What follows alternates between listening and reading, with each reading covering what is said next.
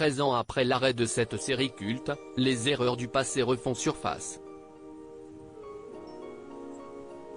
Les showrunners, accusés de racisme et de toxicité sur les plateaux de tournage, ont répondu aux lourdes accusations. Parmi les séries des années 2000-2010 devenues cultes, Lost, Les Disparus tient définitivement une place importante. Disponible en intégralité sur Disney+, la fiction créée par Damon Lindelof et J. Abrams a toujours autant de succès auprès des spectateurs.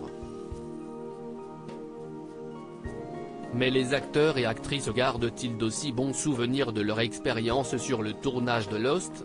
À en croire les révélations faites dans Burn It Down, un livre écrit par la journaliste et autrice Maureen Ryan, pas vraiment. Pour son ouvrage, elle s'est entretenue avec des scénaristes et acteurs qui ont participé à la série. Ce 30 mai 2023, Vanity Fair a dévoilé un extrait de ses écrits et les révélations sont de taille. En 2008 déjà, Harold Perrineau, qui incarnait Michael Dawson dans les 2 premières saisons, s'était plaint de la façon son personnage était traité. L'un des auteurs lui aurait fait comprendre que les personnages blancs Locke, Terry O'Quinn, Jack, Matthew Fox, Kate, Evangeline Lilly, et Sawyer, Josh Holloway, étaient les héros et que les autres n'avaient pas vraiment d'importance.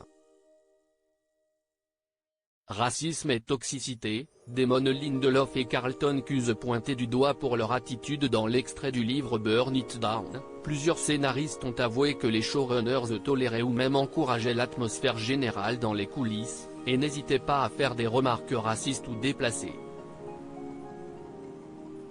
Monica Owusu-Bryan, qui a travaillé sur le script de la saison 3 se souvient notamment d'avoir été outrée à de nombreuses reprises par l'attitude des réalisateurs, il y avait tellement de conneries, et tellement de conneries racistes, puis des rires. C'était moche. J'étais genre je ne sais pas s'ils perçoivent cela comme une blague ou s'ils le pensent vraiment. Mais ce n'était pas drôle. Dire cela était horrible. À titre d'exemple, elle explique que Damon Lindelof et Carlton Cuse auraient donné le surnom coréen au seul scénariste américano-asiatique, alors qu'un autre auteur de l'équipe aurait reçu une remarque plus que désobligeante et déplacée lorsqu'il avait fait part de sa volonté d'adopter un enfant d'origine asiatique. Aucun grand-parent ne veut d'un petit enfant aux yeux bridés.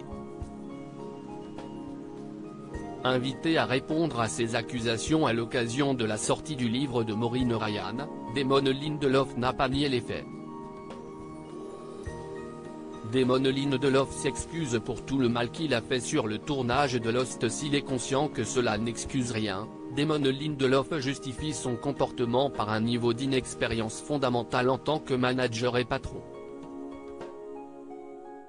Il reconnaît tout de même ses fautes. Mon rôle en tant que personne censée modéliser un climat de danger créatif et de prise de risque tout en apportant sécurité et confort à l'intérieur du processus créatif.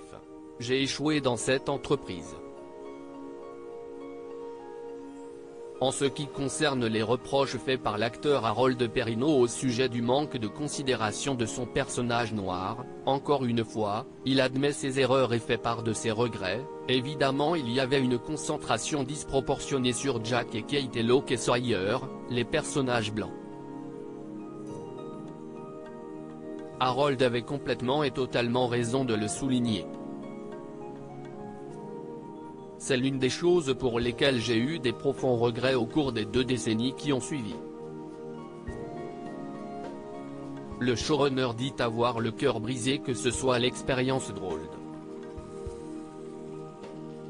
Même son de cloche du côté de Carlton Cuse, qui lui aussi fait son mea culpa, ça me brise le cœur de l'entendre. C'est profondément bouleversant de savoir qu'il y avait des gens qui ont eu de si mauvaises expériences. Je ne savais pas que les gens ressentaient cela. Personne ne s'est jamais plaint à moi, et je ne suis pas au courant que quiconque se soit plaint à ABC Studios. Il explique qu'il aurait aimé qu'on lui remonte le problème à l'époque afin d'avoir l'opportunité de rectifier le tir.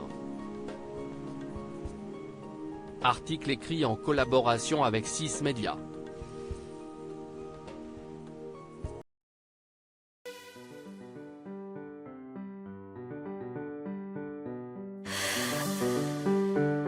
나